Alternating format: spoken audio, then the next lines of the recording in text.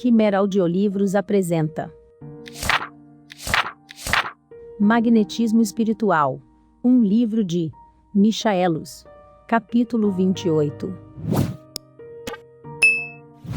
O fenômeno da ressurreição das lembranças esquecidas de uma parte da vida, que Petries batizou com o nome de equimnesia, foi assinalado por muitos autores, que se ocuparam com o sonambulismo.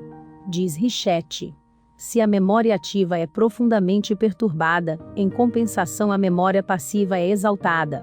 Os sonâmbulos representam, com um luxo inaudito de pormenores precisos, os lugares que viram outrora, os fatos aos quais assistiram. Tem eles descrito, durante o sono, muito exatamente, tal cidade, tal casa que visitaram ou entreviram antigamente, mas, ao acordarem, não podem dizer o que fizeram em tempos idos, e X, que cantava a área do segundo ato da Africana, durante o sono, não lhe pode achar uma só nota quando desperto. Eis uma mulher que foi, há 15 anos, passar uma hora ou duas em Versalhes, e que esqueceu, quase completamente, esse curto passeio. É mesmo absolutamente incapaz de afirmar que o deu. Entretanto, se a fazem dormir, e falar de Versalhes, ela saberá descrever muito fielmente as avenidas, as estátuas, as árvores. Verá o parque, as aleias, a grande praça, e, com o espanto dos assistentes, dará detalhes extremamente precisos. Devemos a Borrouet Burotti, a curiosa história de Jeanne R. Jeanne, de 24 anos, é uma jovem muito nervosa e profundamente anêmica. É sujeita a crises de choro e soluços. Não tem crises convulsivas, mas frequentes desmaios. Facilmente hipnotizável, dorme com profundo sono e, ao acordar, perde a lembrança. Disseram-lhe que se transportasse aos 6 anos. Ela se acha com seus pais. Faz-se serão, descascam-se as castanhas. Quer dormir e pede para deitar-se. Chama seu irmão André, para que ajude a terminar sua tarefa, mas este, em vez de trabalhar, diverte-se em fazer casinhas com as castanhas. É bem um vadio, descasca umas 10, e eu que descasque o resto. Nesse estado fala o patois limousin, não lê, mal conhece o ABC. Não sabe uma palavra de francês. Sua irmãzinha Luísa não quer dormir. É preciso, diz ela, ninar sempre minha irmã, que tem 9 meses. Sua atitude é de criança. Depois de se lhe pôr a mão na fronte, disse-lhe que vai à idade de 10 anos. Transformasse-lhe a fisionomia. Seu porte não é mais o mesmo. Ela se encontra em Frais, no castelo da família Mostier, perto do qual habitava. Vê quadros e os admira. Pergunta onde se acham suas irmãs, que vieram com ela. Vai ver se estão na estrada. Fala como uma criança que está aprendendo a falar. Vai, diz ela, à escola com as irmãs, há 2 anos, mas ficou muito tempo sem a frequentar. Sua mãe esteve enferma há longo tempo, e ela foi obrigada a cuidar de seus irmãos. Começa a escrever há 6 meses, lembra-se de um ditado que lhe deram quarta-feira, e escreve correntemente, e de cor. Foi o ditado que fez com a idade de 10 anos. Diz não estar muito adiantada. Marie Coutureal tem menos erros que eu. Estou sempre perto de Marie Puy-Baldete, e de Marie Coutureal, mas Louise Roland está perto de mim. Creio que Jeanne Beaulieu é, a que tem mais erros. Da mesma forma, disseram-lhe que fosse aos 15 anos. Ela serve em Montemarte, em casa da senhorita Brunery. Amanhã iremos a uma festa, a um casamento, ao casamento de Batista Colombeal. O Marechal Leão será o meu cavalheiro. Ou, não irei ao baile, a senhorita Brunery não quer. Eu bem que irei, por um quarto de hora. Ela, porém, não sabe. Sua conversa tem mais nexo do que há pouco. Escreve Petit Savoyard. A diferença das duas escritas é muito grande. Ao acordar, fica espantada por haver escrito Petit Savoyard, que não conhece mais. Quando lhe mostram o ditado que fez aos 10 anos, declara que não foi ela quem o escreveu. Comentando esse fenômeno, diz Delany que se trata de uma superposição de impressões que não se misturam, que permanecem em perfeita autonomia, e que abraçam todos os estados da personalidade. Nas camadas profundas da consciência se encontram fielmente registrados todos os acontecimentos do passado, porque eles lá deixaram traços indeléveis. As sensações ulteriores podem recobri-los até os fazer esquecer por completo, mas não os destroem nunca. Dessa categoria são as experiências realizadas por Pierre Janet, professor de filosofia na Sorbona.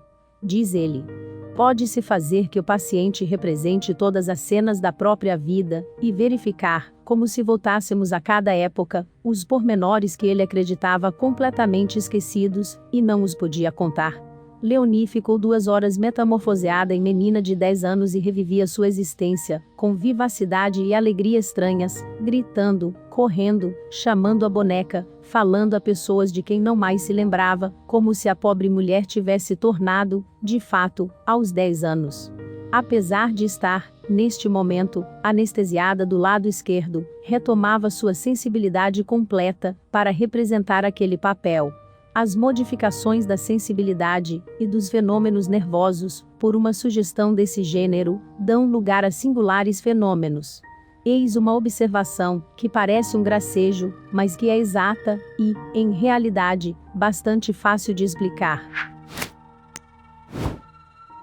Sugiro a Rosa que não estamos em 1888, mas em 1886, no mês de abril, para verificar, simplesmente, as modificações da sensibilidade que se poderiam produzir.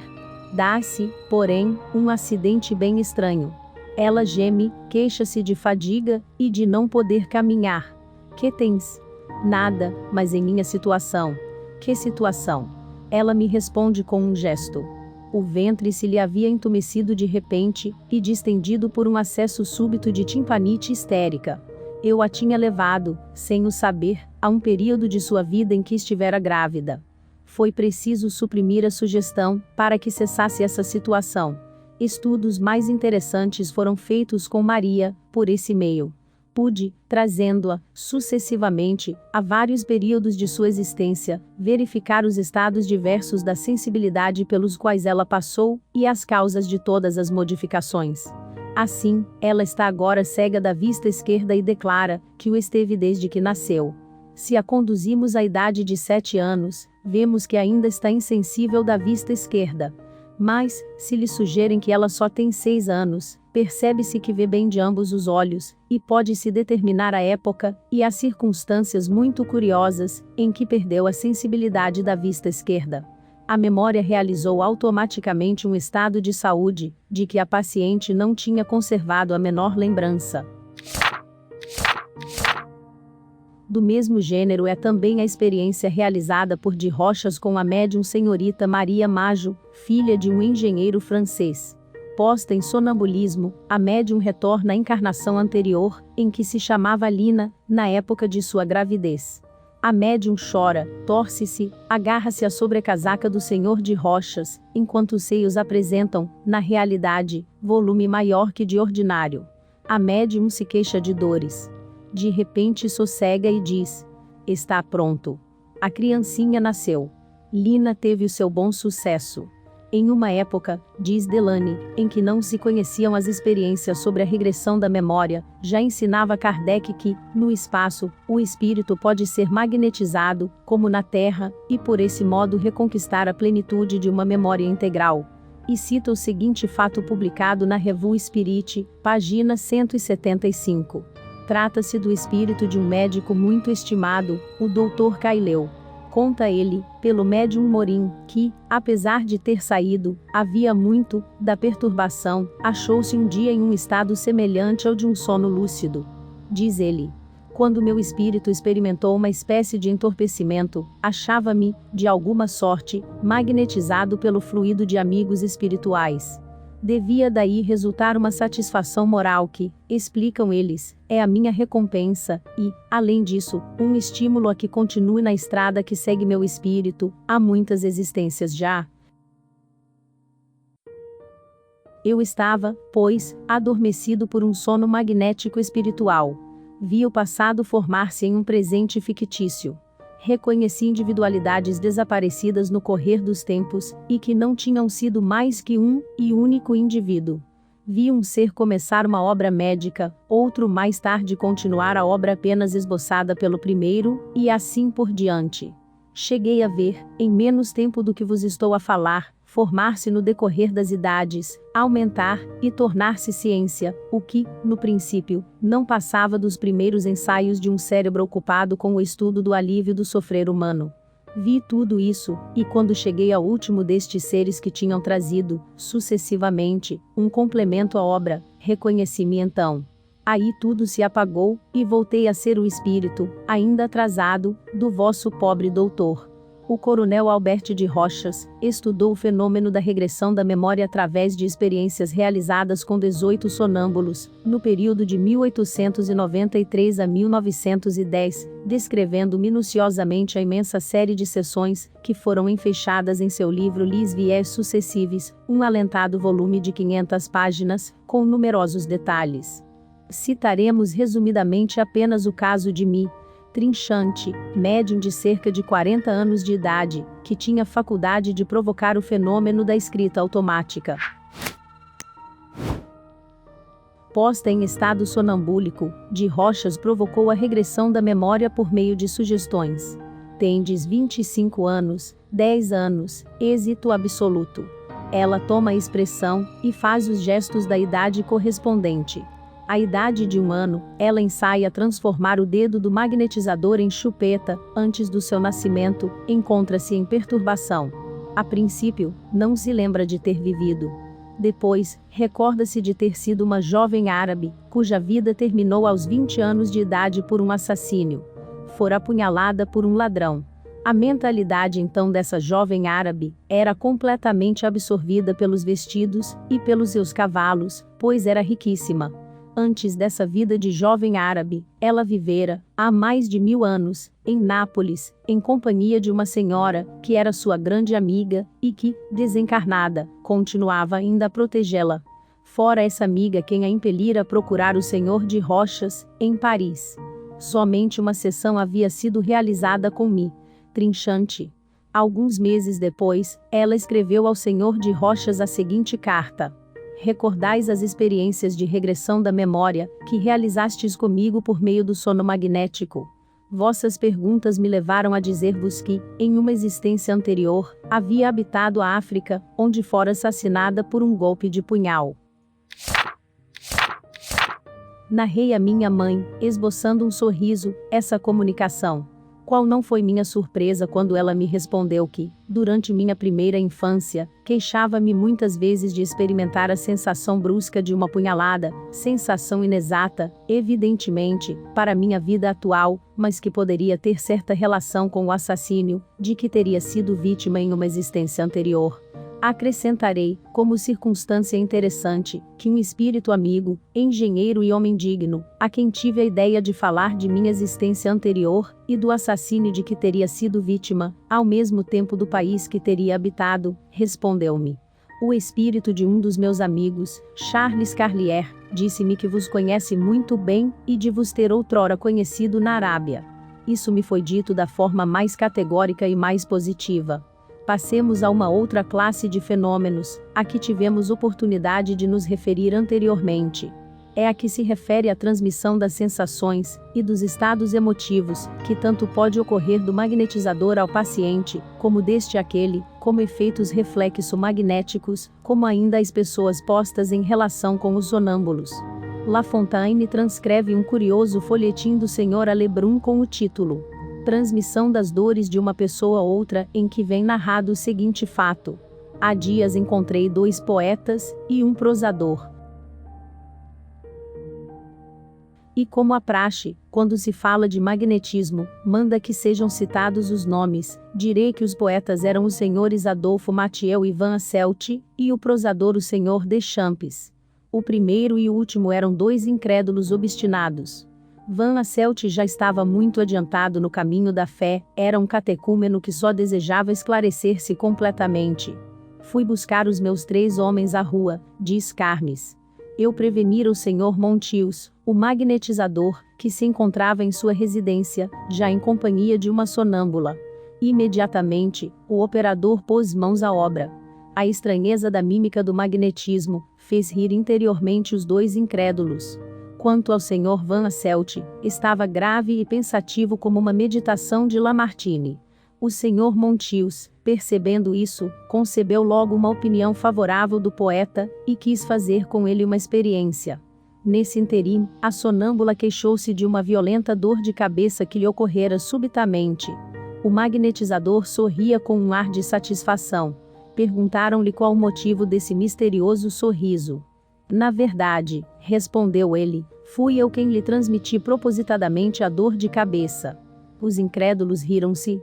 Mas a sonâmbula, que ouvira o Sr. Montius falar, exclamou: se fostes vós que transmitistes, podeis retirá-la.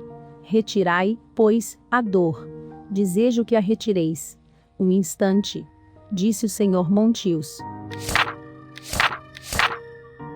E apoiando uma das mãos sobre a fronte da sonâmbula, e outra sobre a de Van Asselt, fez presente a este da dor de cabeça da sonâmbula, que exclamou alegremente: obrigada.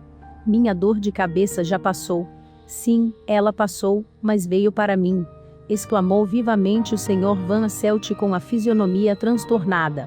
Assim dizendo, o poeta batia a mão contra a testa, como para fazer sair uma ode, que se armava num ponto. Estalamos de riso, à exceção do paciente, cuja dor se tornava cada vez mais intensa. Suplicou ao magnetizador que fizesse passá-la para outra cabeça. Tendes aqui a minha, disse então o Sr. Deschamps, um clássico inveterado, e se conseguirdes fazer aqui entrar o que há na cabeça do Sr. Van Asselt, eu vos proclamarei, não em verso, mas em prosa correta e polida, um ser fantástico, um verdadeiro mágico. Tentarei, respondeu o magnetizador, porém, não respondo pelo êxito. A incredulidade é uma força que pode repelir a ação magnética. Ao mesmo tempo, erguendo o braço, colocou a mão sobre a cabeça do Sr. Van Asselt, e a outra sobre a cabeça do Sr. Deschamps. Observei atentamente a fisionomia deste último. Os dois cantos da sua boca, a princípio afastados por um sorriso sardônico, aproximaram-se insensivelmente, de modo que, em instantes, formaram um U perfeito. De repente, ele retirou a mão do Sr. Montius, dizendo: basta, eu me rendo. Os diabos me levem, se não tenho uma enxaqueca bem caracterizada. Nada mais tenho, disse por sua vez o Sr. Van Asselt. E eu começo a crer que estáis todos combinados, para vos divertirdes à minha custa, disse o Sr. Mathieu, que até então assim considerava a cena, parecendo refletir profundamente. Transmiti-lhe, portanto, a dor, a fim de convencê-lo, disse o Sr. Deschamps ao operador. Com todo gosto, disse o Sr. Montius. E operou sobre o Sr. Mathieu, como fizera sobre os outros. A experiência teve ainda pleno êxito, e tão completo que o novo paciente sacudiu a cabeça por diversas vezes, como para assegurar-se da tenacidade da dor que sentia. Entretanto, quis conservar a enxaqueca durante algum tempo, receando que a sua convicção se dissipasse com ela subitamente. Gautier cita o caso de uma senhora de cerca de 50 anos que, presidindo os diversos partos de sua nora, e ao colocar as mãos sobre o local da dor, sentia e anunciava com antecedência as crises que deveriam seguir-se.